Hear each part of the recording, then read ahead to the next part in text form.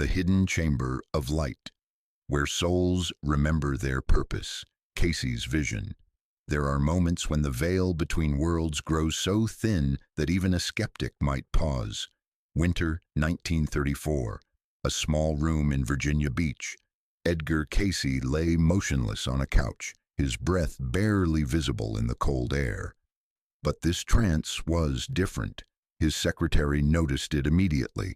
The way his hands trembled, the way his voice, when it finally came, carried a weight that seemed to press against the walls themselves.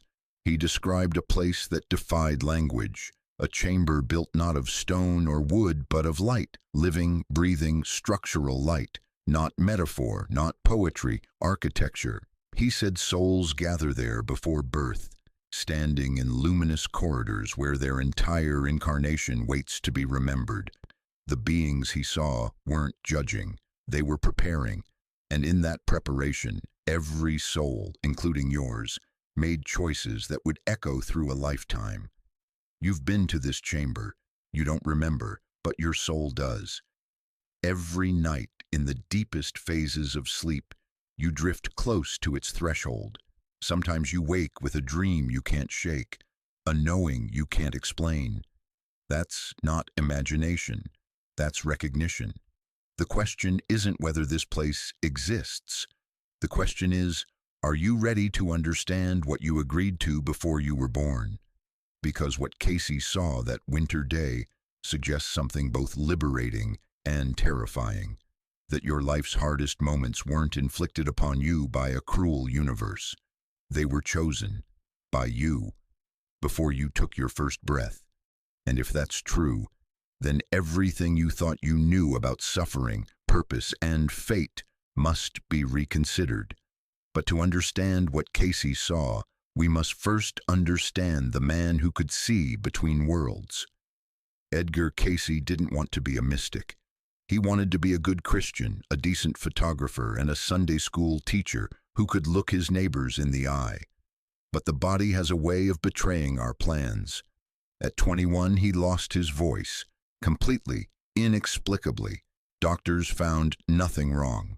For months, he whispered, and then, almost by accident, someone suggested he try the hypnotic trance he'd been experimenting with for headaches. Lying down, eyes closed, he slipped beneath the surface of consciousness. And when he spoke, his voice returned, clear, strong, but different.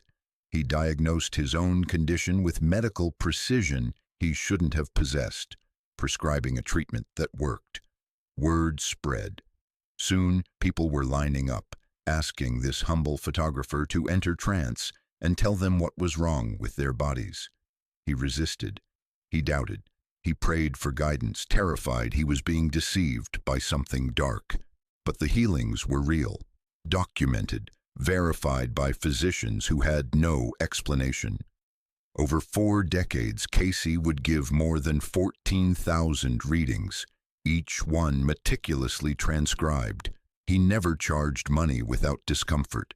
He never claimed to understand his own gift. And he certainly never sought fame.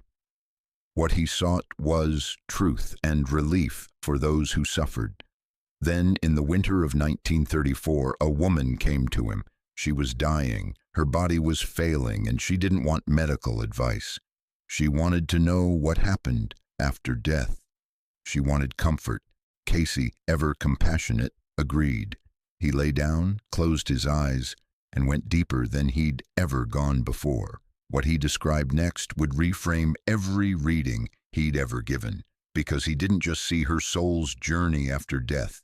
He saw where it would go before the next birth. He saw the chamber, and once he saw it, he couldn't stop seeing it. The doorway had opened, and what lay beyond was older than memory itself. Imagine standing in a cathedral, but the walls hum, the pillars breathe. The light doesn't come from windows. It is the windows. Cayce described the chamber not as a location in space, but as a frequency, a vibrational plane where souls pause between incarnations. It exists outside linear time, which means it's always now, always accessible, always waiting. The chamber's walls pulse with colors that don't exist in the visible spectrum, shades your optic nerve was never built to process. But the soul sees them clearly, and in those colors, information is stored, not written, not spoken, woven. The Akashic Records aren't books on shelves. They're frequencies embedded in the very structure of the chamber itself. Every thought you've ever had, every choice you've ever made, every life you've ever lived, archived in light.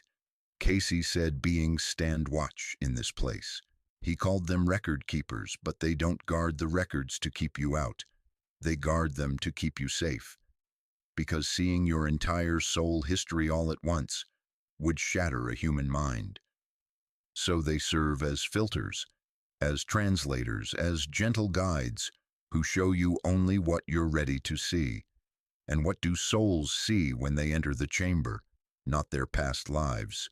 Not yet. First, they see their intended life, the blueprint of the incarnation they're about to undertake. It appears before them like a luminous map, not fixed but fluid. There are choice points. There are themes. There are people whose souls have agreed to intersect with theirs. And there are lessons, always lessons, that the soul has deemed necessary for its evolution. This is where it gets uncomfortable. Because what Cayce described means you didn't stumble into this life by accident. You didn't draw the short straw. You chose. You chose your parents. You chose your body. You chose the era, the geography, the challenges, and yes, even the pain. Not every detail, no. Free will still applies.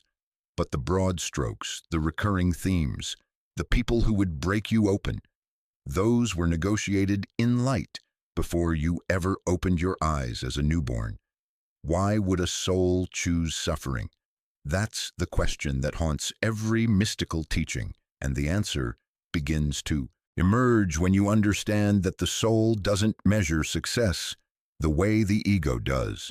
The ego wants comfort, the soul wants growth, and growth requires friction, resistance, challenge.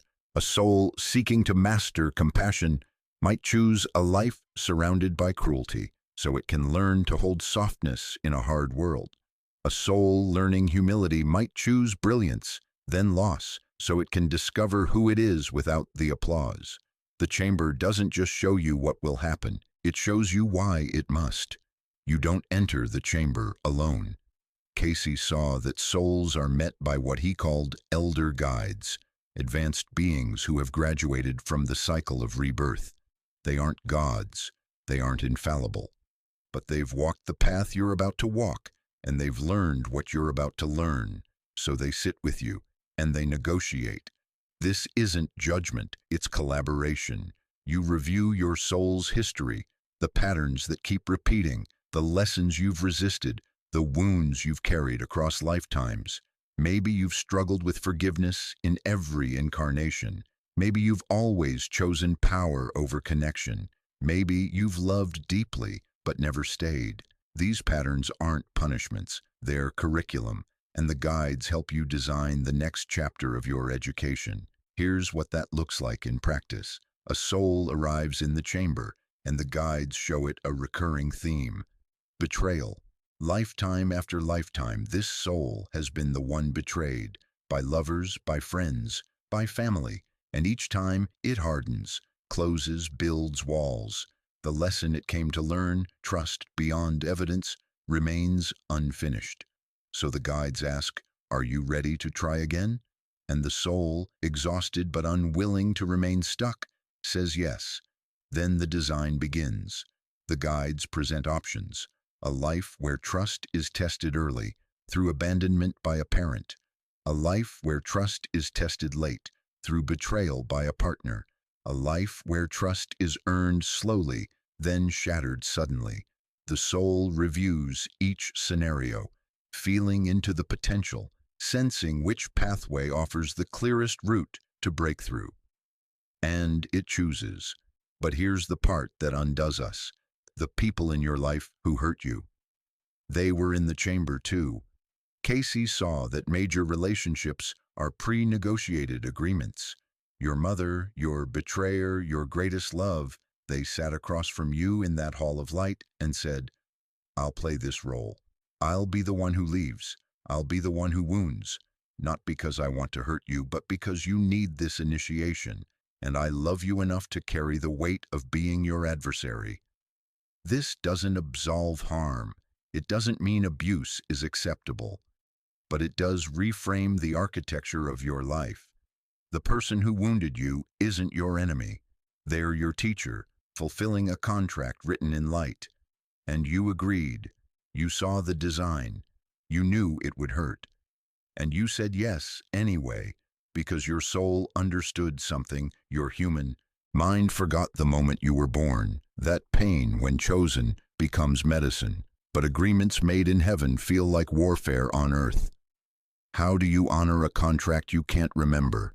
The moment before incarnation, something merciful happens. The memories dissolve. The chamber fades. The blueprint, so clear just moments before, vanishes behind a veil of forgetting. Cayce said this isn't cruelty, it's protection, because free will requires genuine choice, and genuine choice requires not knowing the outcome. If you remembered your soul's plan, every hardship would feel scripted, every betrayal would feel like theater. You'd never be able to surrender to the rawness of human experience because you'd always be watching yourself from above, knowing it's temporary, knowing it's designed, and without the full immersion, without the risk, the doubt, the terror, the lesson wouldn't penetrate. You'd be a tourist in your own life, not a participant.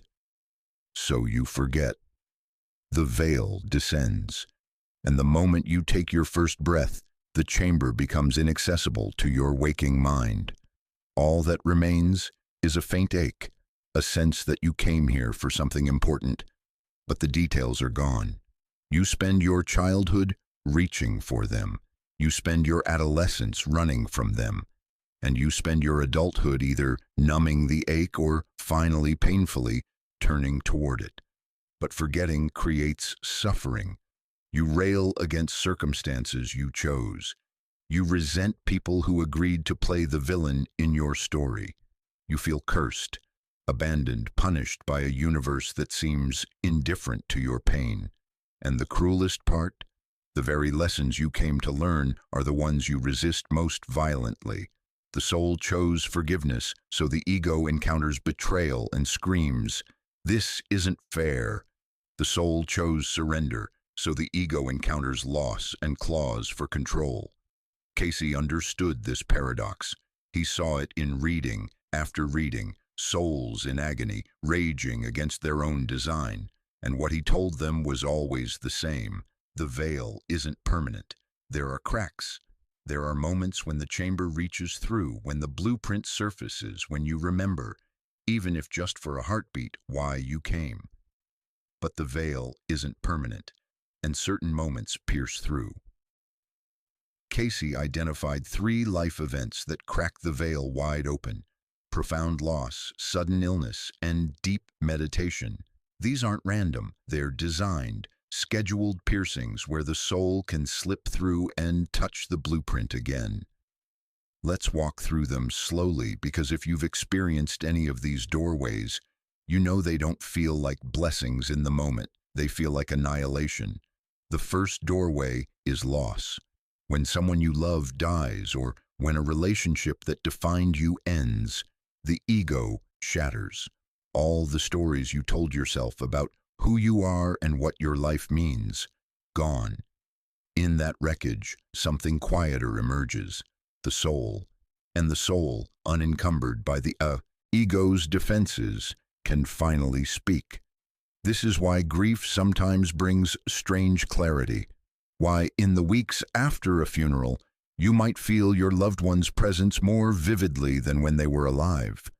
The veil thinned, the chamber opened, and for a moment you remembered you're not just a body stumbling through time, you're a soul, and this incarnation is temporary.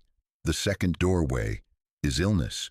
Cayce saw this again and again, people who fell suddenly, inexplicably sick, and in the forced stillness of recovery, They had visions, insights, or encounters they couldn't explain. The body's demands quiet. The mind, exhausted from fighting, stops. And in that surrender, the chamber's frequency returns. One of Cayce's documented cases involved a man who contracted tuberculosis and spent months bedridden. During that time, he began to dream with unusual clarity, dreams where he met guides, reviewed his life's purpose, and received instructions for a path he'd been avoiding. When he recovered, he changed everything, not because someone told him to, because he remembered. The third doorway is meditation. This one requires deliberate practice, but Cayce insisted it was the safest and most reliable way to pierce the veil. When you sit in stillness, breath by breath, descending below the chatter of thought, you eventually reach a frequency that matches the chambers. You don't go anywhere, you attune. And in that attunement, the soul's blueprint begins to hum again. You might not see visions. You might just feel a quiet knowing, a sense that your life is unfolding exactly as it should, even when it doesn't look like you thought it would. These doorways aren't punishments, they're invitations. The chamber reaches through the veil when you're ready to see, and once you've seen even a glimpse, you can't unsee. The question becomes, what do you do with the remembering? But seeing the blueprint isn't enough. The question becomes, how do you live it? Once you sense your soul's design, a new responsibility emerges. You can't pretend anymore. You can't sleepwalk through the patterns, because now you know. The recurring themes in your life aren't bad luck. They're curriculum. And the people who keep appearing, whether they bring joy or pain, aren't random. They're collaborators in a lesson you agreed to learn. So how do you live the blueprint consciously? Cayce offered guidance that's both mystical and practical. First, pattern recognition. Sit down with your life and look for the themes. What keeps showing up? What relationships echo each other? What circumstances repeat, even when you swear you've learned the lesson? Write them down. Don't judge them. Just see them. Because the soul doesn't waste time. If something keeps appearing, it's because the lesson isn't complete. One woman who came to Cayce kept choosing unavailable partners, married men, emotionally distant men, men who loved her but couldn't stay. In trance, Cayce told her this wasn't bad taste. It was a soul pattern rooted in a past life where she had been the one who abandoned. She had left someone who loved her deeply, and the karmic echo was learning what it felt like to be left. Once she understood, she stopped blaming herself. She stopped choosing those men. The pattern dissolved because she saw it. Second, resistance inventory. Where are you fighting? Where do you keep saying, this shouldn't be happening? That's where the lesson lives. Cayce taught that resistance prolongs suffering, not because you should passively accept harm, but because fighting the reality of your circumstances keeps you from seeing why they arrived. Ask yourself, if I designed this challenge before I was born, what was I trying to teach myself? The answer won't come from your mind. It will come from the quiet below thought where the soul still remembers. Third, sacred reframing. This is the hardest practice and the most liberating. Instead of asking, why is this happening to me? Ask, why did I write this scene? It shifts you from victim to author, not because you're to blame, but because at the soul level, you're the architect, and architects can renovate. You can't change what's already happened, but you can change your relationship to it. You can stop resisting and start dialoguing with your life, with the chamber, with the part of you that knew before birth exactly what you'd need to become whole. This isn't about accepting suffering.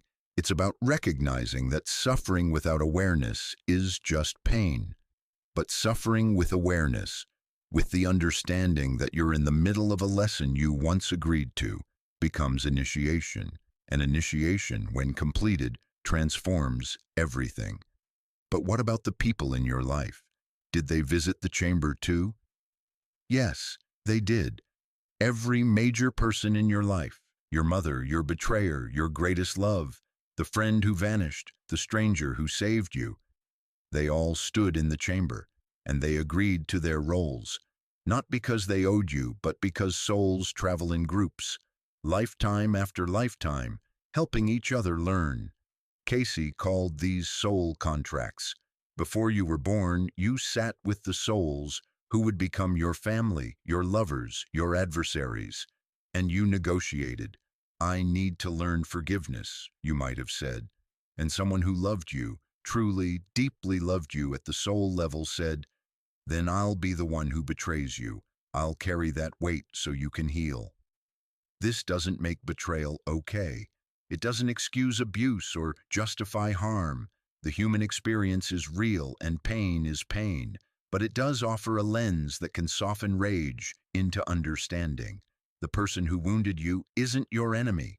They're playing a role you needed them to play, and often the souls who love us most take on the hardest roles, because they know we're strong enough to survive the lesson and wise enough, eventually, to forgive them.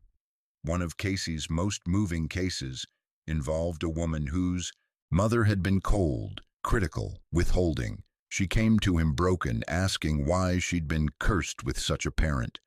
In trance, Cayce revealed that in a past life, this woman had been a queen, powerful, admired, but arrogant.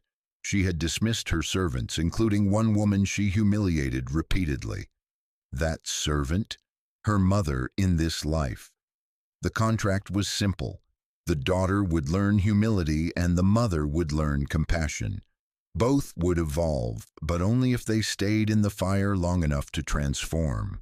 The woman wept when she heard this, not because it erased the pain, but because it gave her pain meaning. She wasn't randomly cursed. She was in the middle of a sacred exchange, a karmic rebalancing that served both souls. And once she saw it, her relationship with her mother shifted, not overnight, but slowly, because understanding changes the frequency of the bond itself.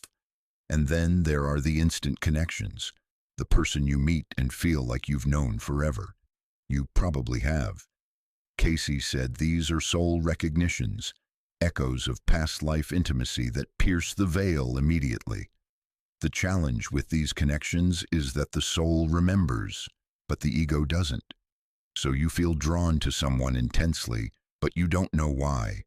Sometimes that's love, sometimes it's unfinished business, and sometimes it's both. When you meet someone and feel instant familiarity, you're not imagining it, you're remembering. But not all contracts are fulfilled, and when a soul breaks its agreement, the chamber responds. What happens when someone refuses their role? When a parent abandons without the lesson landing? When a partner betrays so deeply that the soul can't find the growth, only the wound? When a guide who was supposed to appear never shows? Does the blueprint collapse? Does karma fail? No. Cayce said the chamber doesn't punish, it adapts. Free will applies to everyone, which means souls can back out of agreements. They can resist their own design. They can choose comfort over growth. And when that happens, the chamber recalibrates.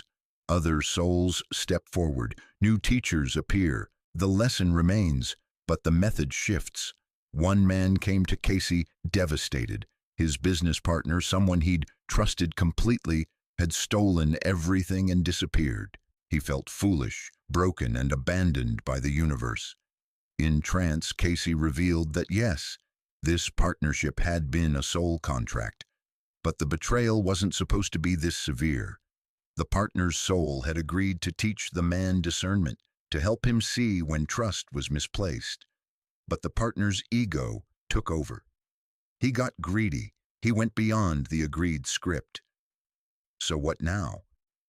Cayce said the man's lesson remained, but it would arrive through a different door. A new partnership would form, one where trust could be tested without devastation. And the partner who betrayed him? He had created new karma for himself, karma that would need balancing in a future life. The chamber doesn't punish, but it does keep score, and every choice ripples forward. This teaching offers profound comfort. If you feel abandoned by someone you thought was meant to be there, you weren't forsaken. The contract was renegotiated, and sometimes the most profound lesson is learning to complete your journey without the person you expected to walk beside you. The soul is resilient. The chamber is flexible. Your purpose survives every betrayal. And here's the deeper truth. When a soul breaks a contract, you're not the only one affected. That soul has also delayed its own evolution. They'll meet this lesson again in this life or the next. Because the chamber doesn't let anything go unfinished. It just waits, patiently, until the soul is ready to face what it once fled. But even with cosmic perspective, the body still suffers. And Cayce saw how the chamber's light could heal. Cayce's readings were, at their core, about healing. But he didn't see illness as purely physical.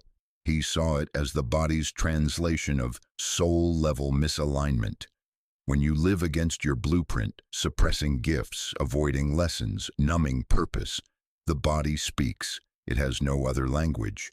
So it manifests symptoms, hoping you'll finally listen. One of the most recurring patterns Cayce observed, chronic illness correlating with spiritual resistance.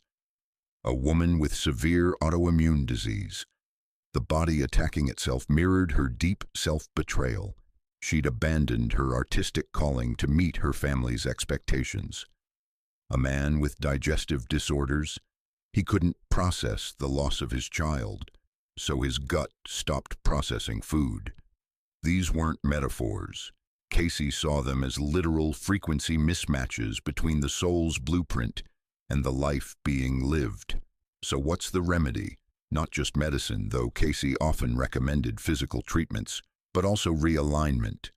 He suggested meditation to reconnect with the chamber's frequency, dream work to receive guidance from the soul, and conscious rest, not escape, but deep, intentional stillness where the body could recalibrate to match the soul's design. He gave one woman a practice. Before sleep, place your hand on your heart and say aloud, "I am willing to see what I've been avoiding." Then sleep. Let the chamber do its work. She followed the practice for a month. Her migraines, chronic, debilitating, began to fade. Not because the practice cured the physical symptom, but because it removed the spiritual blockage that was causing it. She'd been avoiding grief. Once she let herself grieve, the body stopped screaming for her attention. This isn't about blaming the sick. Illness is not moral failure, but it is often feedback. The body is an oracle. It tells you when you're out of alignment, when you're living someone else's life, when you're avoiding the very thing your soul came here to learn. And if you listen, if you stop fighting and start dialoguing, the body can guide you back to the blueprint. Cayce also warned of another layer. Some illnesses are karmic, meaning they're not just about this life's misalignment, they're about lessons carried forward from past incarnations. A chronic condition that doesn't respond to treatment might be a soul-level agreement, a way of ensuring you slow down, turn inward, and remember what you came to do. In those cases, healing isn't about curing the body. It's about accepting the initiation and extracting the wisdom. But the chamber holds more than personal blueprints. It holds collective memory, and that's where karma deepens. You didn't just choose your own lessons. You also volunteered to carry lineage weight. Cayce saw this in reading after reading, souls entering the chamber not just with individual karma, but with ancestral debt. Patterns inherited from parents, grandparents, great-grandparents who left wounds unhealed and lessons unfinished. Maybe your family line is marked by addiction, or poverty, or silence, or rage. These aren't curses, they're echoes, karmic patterns that ripple forward, generation after generation, until someone finally has the strength to face them, and often that someone is you.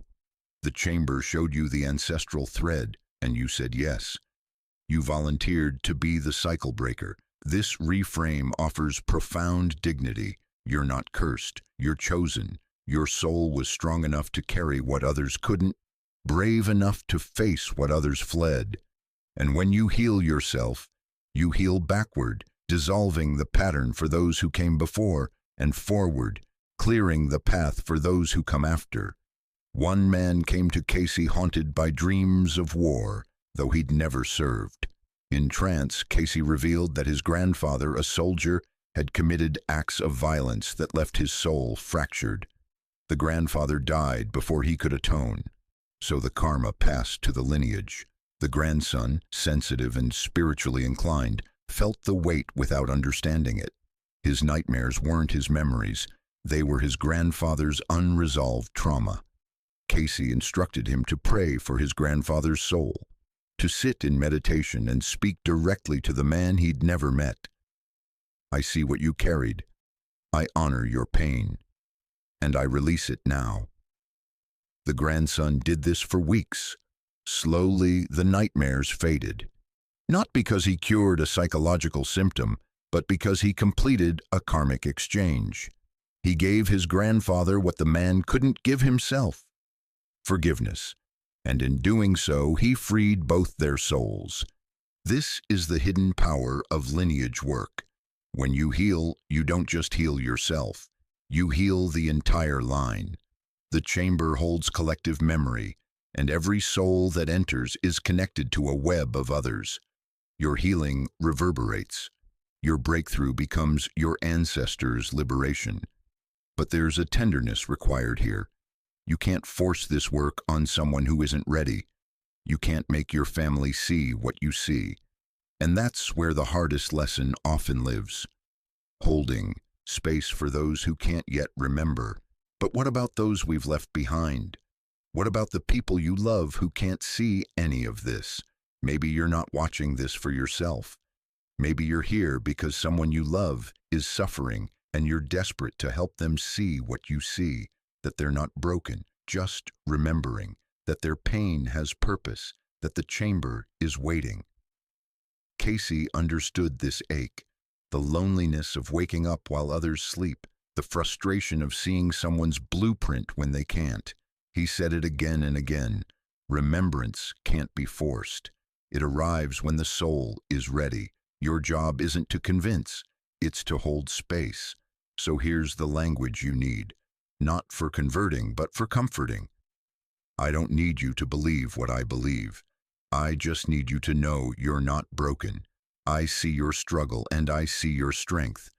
And when you're ready, if you're ever ready, I'll be here. That's it. No preaching, no pressure, just presence. Because sometimes the hardest part of waking up is watching others still sleep. You want to shake them. You want to show them the blueprint, the contracts, the chamber. But the veil exists for a reason. And part of your lesson, yes, yours, might be learning to let others move at their own pace, to trust that their soul knows the timing even when their mind doesn't. One mother came to Cayce in tears. Her son was depressed, barely speaking, drifting through life without purpose. She'd had a reading herself and experienced profound healing. She wanted the same for him, but he refused. In trance, Cayce told her something that broke her open. Your son's soul chose a different path for this incarnation. His darkness is not yours to fix.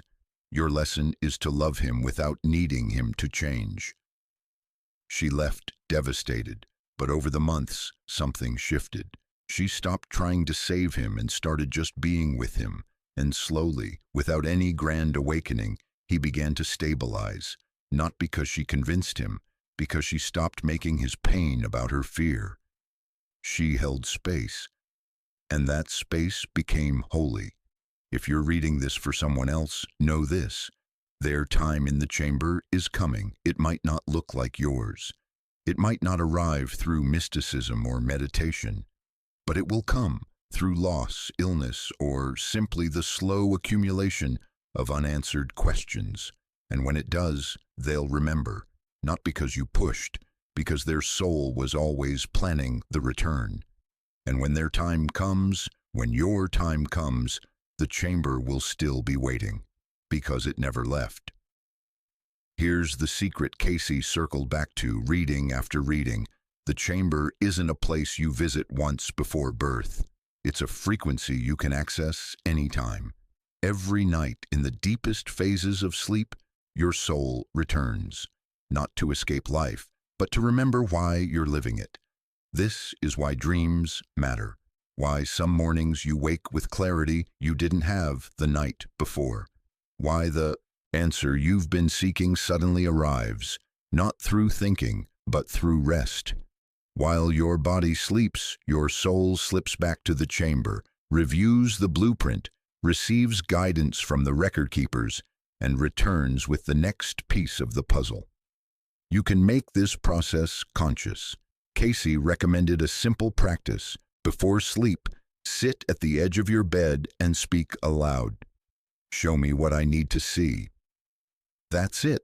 No elaborate ritual, no perfect wording, just sincere invitation. Then release it.